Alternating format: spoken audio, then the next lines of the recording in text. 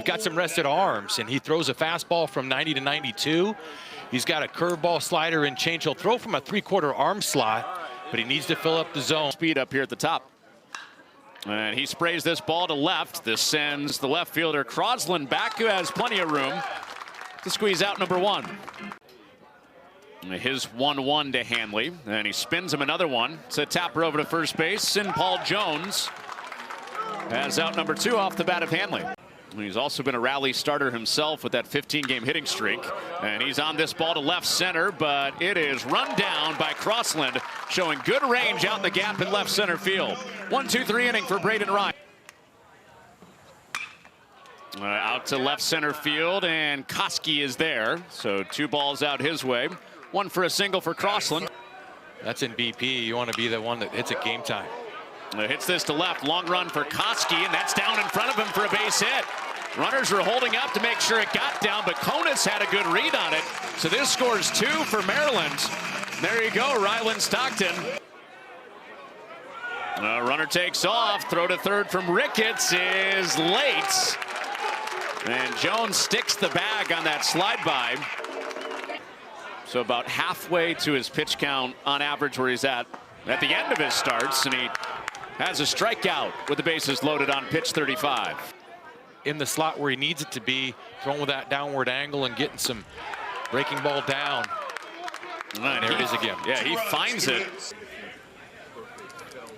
Each head coach given 2 challenges. There's a bouncing ball to short, and that high bouncer leads to 1 out there and a second out on the turn for the double play.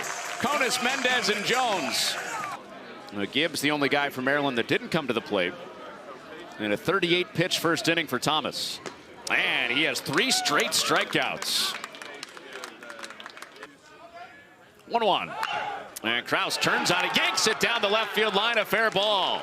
Will Moore gets a good jump. As that ball rattles in the corner, he gets the green light. Here's the relay. The play at the plate is not in time.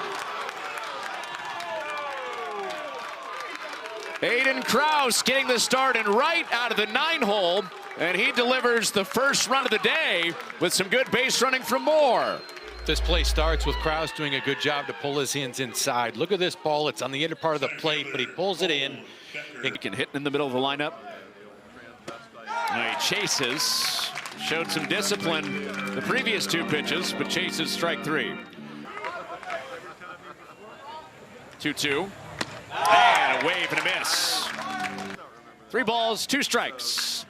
And over to the left side, it's in between the legs of the runner Koski, and he races in to score after running the hurdles out there between second and third.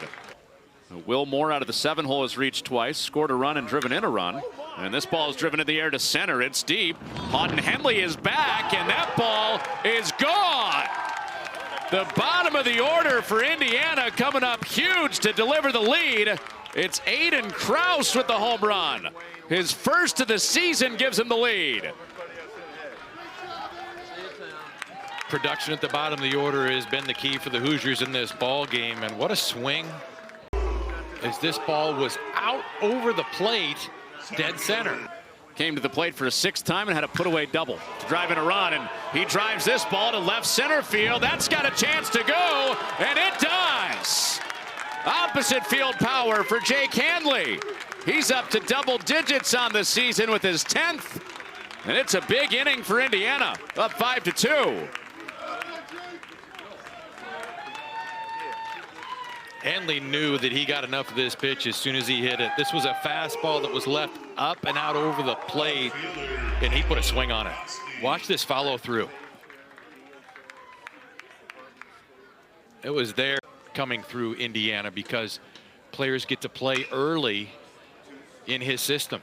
On a ground ball, they keep it themselves with Konis, and he turns the 6-3 double play on Fry.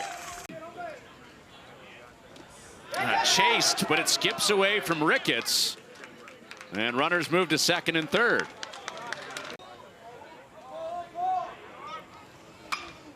Jones gets jammed, shoots it to center. Decker makes the catch, and this is deep enough to score the run on a sacrifice fly for Paul Jones.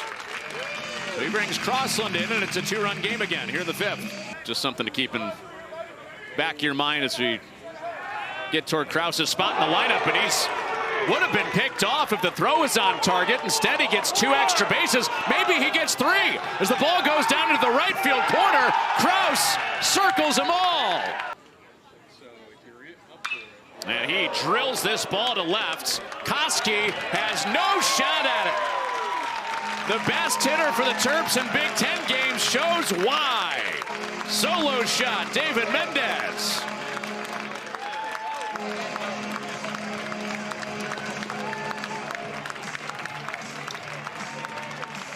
Mendez worked himself into a count that he could get a pitch that he could drive, and this, I think he knew it as soon as he hit it. Runners at the corners for Crossland. The leadoff man for Maryland is in a 2-0 count, and that dirt ball read is a good one for the pinch runner. Hill takes the double play out of order, puts the tying run in scoring position. Go from 2-0 to 2-2. Shows bunt again, even with 2 strikes, and he does get it down. Thought about second, Yarberry to first instead. And a skilled bunter, Houghton Henley, makes the adjustment. He lays off, but it skips away, and well read by the lead runner, and the trail runner maneuvers up to second also. If they can hang on and win this, this will be 3 series wins in 4 weekends. The 2-2, and Konis strikes out swinging. Yarberry flexed and pumped his fist right after that big swing and miss. 1 for 11 in this series, but Fry looking for an insurance hit, and he has a good eye as both runners take off on the 2-2. His 3-1 is driven in the air to center. Russell toward the batter's eye. He's done it! Back-to-back days! Walk-off grand slam! Devin Russell!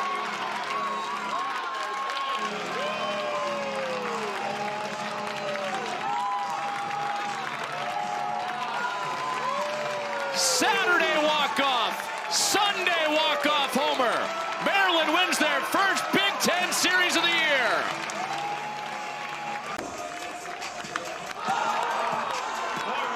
A swing he'll remember for the rest of his life. Ended Saturday's game with a walk-off home run. This one in the 9th, a grand slam to win it. Devin Russell has himself a weekend, and Maryland wins this series. For Scott Pose, Connor Rundy, and our entire crew, goodbye from College Park. Softball coming up next.